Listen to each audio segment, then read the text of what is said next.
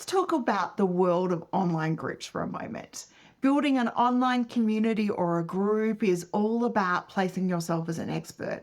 And I do know a lot of people out there right now have one, and it's sitting there. They've created it because some guru told them to build a group. They've invited people in, and you might have even had that first burst of excitement out there if you created a group.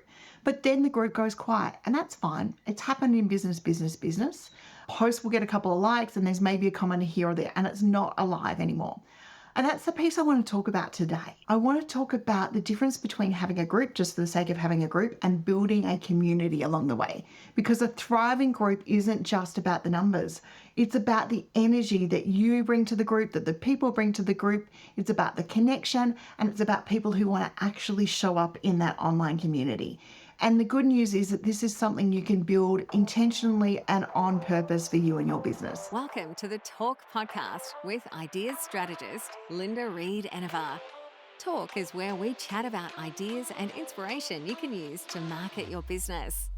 Get ready for practical tips you can implement today with your host, Linda Reed-Enever. So the first thing we need to do when we're building any online community or any group is define the role of that group. Before we talk content growth or engagement, we need to get really clear on this one thing. What role does the group play in your business's ecosystem? So what is the role of the group?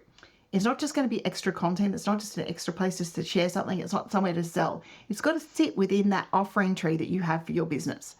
So for most businesses, your group will be one of three things. It will be a learning space where you teach, you share tips, you guide people along the way that then leads through to your offering tree for something bigger. So it might be mini trainings, prompts, bite-sized education. It could be a support-based space, a community where people come together, they share challenges, they ask questions, they get feedback, and this is where community really starts to build, and that's what happens inside business. And then you've got an action space. So this is like my ideas, impact and marketing circle. This is a magic one. It's where people actually do something. They learn, they implement, they show up, and they move forward.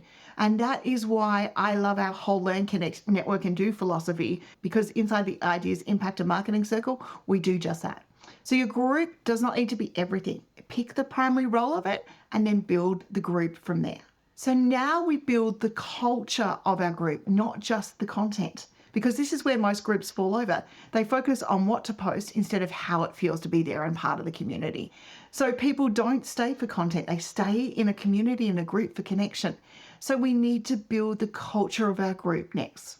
The culture of your group is things like people feeling safe to share, people responding to each other, not just you. They're getting in, they're sharing, and people coming back without being prompted. And now you're saying, Linda, how do I build that? You model it. You reply to comments thoughtfully. You acknowledge people by name. You celebrate wins, big and small. And you ask follow-up questions if you need to in that community. And you also share your vulnerable moments in there. And here's the most important bit that I see most people with groups fail at. They post and leave. You don't post and leave. You stay there in the conversation because that teaches your group how to behave. And as a group leader, you have to lead that journey. And then your group needs to have a simple engagement system that you can follow as the group leader. We're going to take the pressure off now for what do I post every day, because no group wants you in there posting every day. And unless you've got something to say, you don't need to. And you also don't need to reinvent the wheel here. We just need a rhythm. So you could have a simply weekly flow that on a Monday you talk about what are you working on. Wednesday could be a tool or a tip or teaching, and Fridays could be wins. And if you notice, those flow quite often across business. That is it. Then you can layer in, if you want to, things that engage the community even more, like monthly Q&As, live sessions, challenges. Your goal isn't to post more within that community, is actually to get the people posting and engaging. So design the post to invite participation. Ask those open questions, give prompts, encourage sharing, because engagement builds engagement. So we want more engagement, then the algorithms are also going to show our group to more people. Grow that community then with intention, because yes, we want people coming in, but we don't want the wrong people. We want the right people in that community. So be clear on the opening questions about who the group is for. Not everyone is your person, and that is absolutely okay. We say that in business. Speak directly to the people you want in the group. Invite them there. Don't just hope for people. Groups don't grow just because we created it. You need to invite your friends. You need to talk about it in your content. You need to share what happens inside. Remember to continue invite people, other people in, and then use other people's audiences to be able to share what that community is about. You might collaborate. You might run a partnership. You might have people come in and run a guest training so that their people come and connect in your audience. These are all incredible ways to bring aligned people into your space and then have their network come and join. Then make sure that you tell people how to show up. Introduce yourself, tell them what they're working on, and get them to do the same.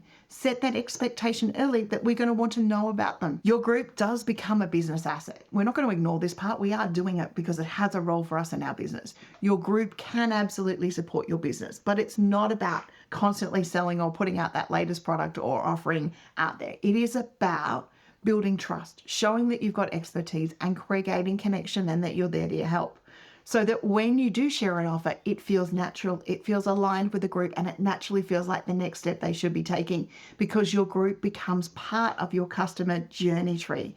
Not a separate thing, but a connected piece that leads back into your offering tree. And that really helps you make a strong connection with people who want to engage with you. So if your group feels quiet right now, don't scrap it. Don't start again. Start here. Revisit the role of your group.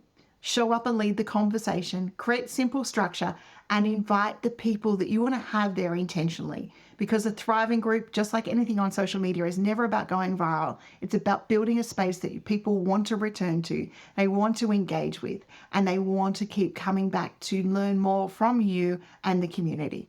If you're watching this video and still feeling a little bit lost and need a little bit of help from someone who's built online communities, then I would love to help you do that. Head to my booking link and book a brainstorming or a discovery session with me, and we can get right into that.